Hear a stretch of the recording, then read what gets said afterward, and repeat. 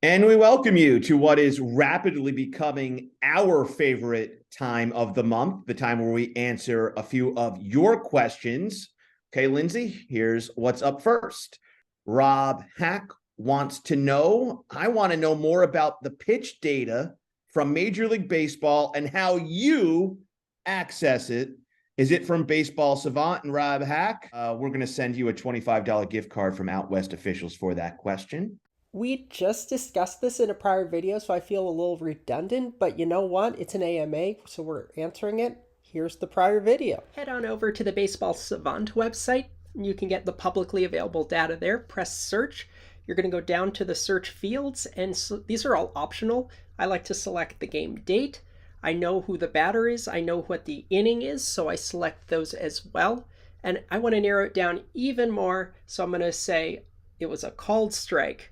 And when I change my parameters, and this is important, you want to include plate X and plate Z, also known as PX and PZ. Press search. I get one result. This is the fourth inning call. PX negative 0.6, PZ negative 3.52. Those numbers should look familiar. Top and rad are different things. I do rad myself. Top is 3.4. You add 0.12 to get rad because that's the radius of a baseball. Notice that PZ and rad are the same number, which means this pitch is a strike on the computer, and that's exactly what the pitch chart shows. You can access this graphic by going to the graphs link, and from the menu that comes up, select pitch chart. It's always important to know where your this and that are located. Curtis Leno asks us, what level do you have to umpire in order to make one, a full-time living, or B, a fun part-time supplemental job? Well, I will tell you this, that if you're making a full-time living at this, you're either in the big leagues or you're at the highest levels of college baseball. And even then, I know guys at the highest levels of college baseball that are still grinding it out in the summertime, trying to make even more money because, the window's closed. And remember, those guys, they don't have another job. They're, got to get their own insurance. I never got to a level where it paid me enough to do much more than incidental bills. Yeah, great way to make a supplemental income for sure, though. Yeah. Jack Calzaretta asks us, hey, Lynn, love the channel. How do you think Major League Baseball could best design the umpire development and training system? Oh, boy. When it comes to this, the history of this, it was decades and decades of you go to school, and then from school you go to a placement course or wherever, and now the idea is let's make it more accessible by allowing people to go to free camps. And if you're good enough there, you get picked up to go to the January training placement, whatever they call it. There's never going to be a perfect solution, I don't think. Knowing what I seem to sense from what MLB has done in terms of wanting to, I suppose, uniform and just standardize everything and control everything, they're doing this in the best way to accomplish that goal of strict uniformity. But if you just want a variety, a diversity of officiating approaches, then the old school system would have been a little more flexible in getting you there. But there's no perfect solution. Let me double to this question by RJTR5393, which was, what do you think about the lack of women umpires in professional baseball, considering that the NBA and NFL have had women's officials for years now? So, yeah, speaking of hockey, we just, in a preseason game, there was an all-women crew, which was pretty sweet to see. In baseball, if Jen Powell becomes the next and the first and only to break into the major leagues, then yeah, we're moving in that correct direction. There are people who, and we get comments on this video all the time.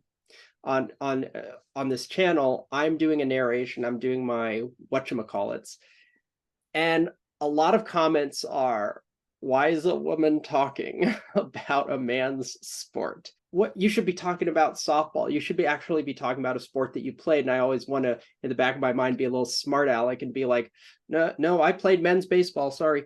But I don't do that. Because that opens up another thing. But I think it's great that we are extending more opportunities to more people who can be good at the job. It's about being good at the job. And if we're ever going to get to a position in baseball, and some people have very strong opinions on not doing this, but if we are ever going to get to a point in baseball where we are more inclusive as a sport, we are going to have to reflect that in the people that get hired. Look, Pam Postema got to AAA. By all accounts of people that I talked to, she deserved it, at the very least, a chance to umpire at the big league level. And I've talked to managers that were in AAA at the time that I've ended up having an independent ball.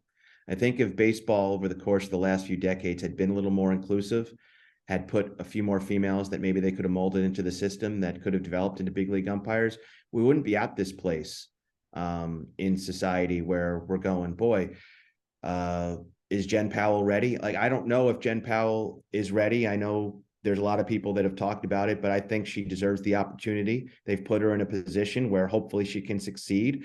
But if she doesn't succeed, then that's on Major League Baseball for putting her in that position. She should do fantastic based on what other umpires have told me. But, there's going to be a lot of pressure on her. So she can handle that pressure, and she's going to do a great job. You have to remember, one of the things we talked about on last month's Ask Us Anything was that these umpires in AAA now are the most prepared in the world to be good. And I think she'll be great at the big league level.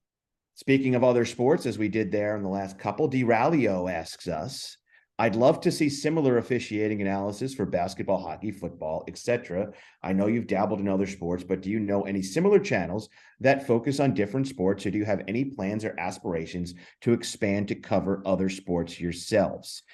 Actually, there is a great site that we have linked on our page for Football Zebras, Lindsay, and he does an amazing job over there. But do you know of any hockey or baseball sites, or do you plan on expanding? I know every once in a while we do a softball situation. We did a couple hockey videos, I think, and about 8 people watched them. So, Yeah.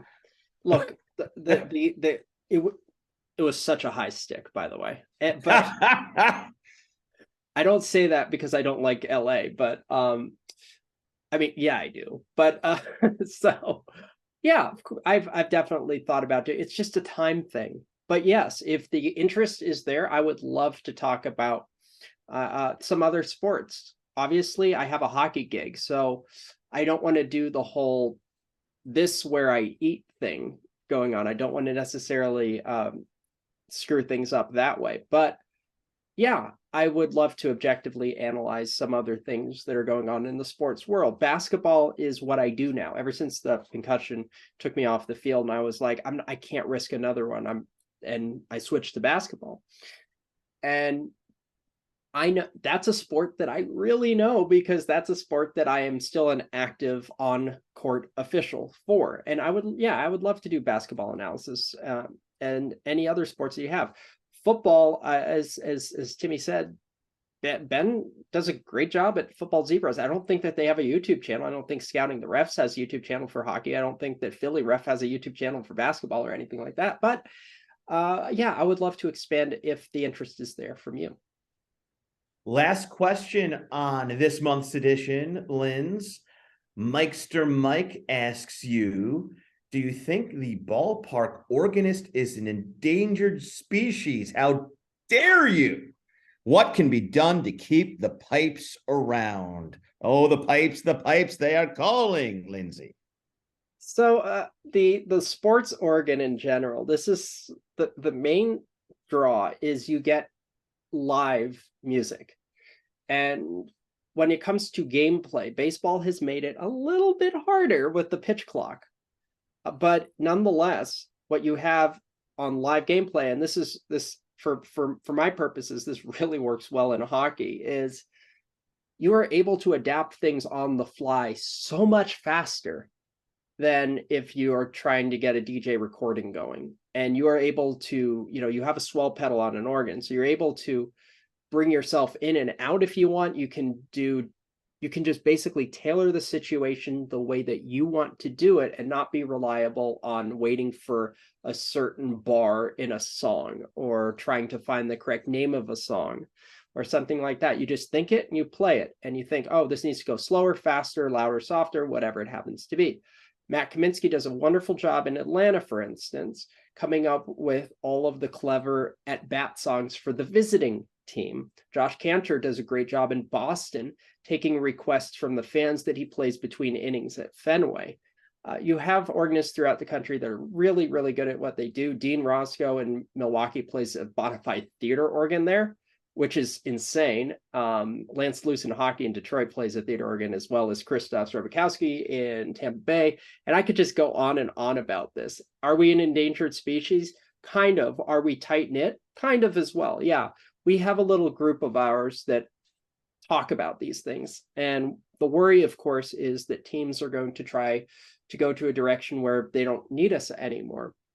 And so our objective is to try to show, okay, the value that we have is this. And one of the things that we need help from fans, quite frankly, are tell the teams that you like us, because they like to listen to fan surveys or fan feedback or whatever. And if the organists get positive comments, then the teams are more apt to keep us around. Where else can you get these instrumentals? People love when I play a pop song on the organ. I play Drake on the organ, and people like that stuff because I love his cakes. Delicious. You can't hear that. You can't get that with instrumental music that is recorded even. And the adjusting on the fly thing, that's really the draw of the live musician in sports. So I know this is super niche, and like there's 3 people watching right now that are into organs. But how many teams don't have a baseball organ in Major League Baseball? How many teams do not? Well, not that I'm looking at the Angels for continuing not to have an organ or anything. Are they the only one? No, they're not the only one. Off the top of your head, or I'm trying to think. I'm going from left to right, east to west. How about in hockey? How many in hockey don't have an organ? Not too many. Hockey is Dallas, Philadelphia, Vegas, which is really a shame that one of the new teams doesn't have one. But well, no one else would hear it anyway, because what happens? Arizona that plays in the 1,000 person stadium doesn't. They used to have Bobby Freeman in Arizona when they were at Gila River.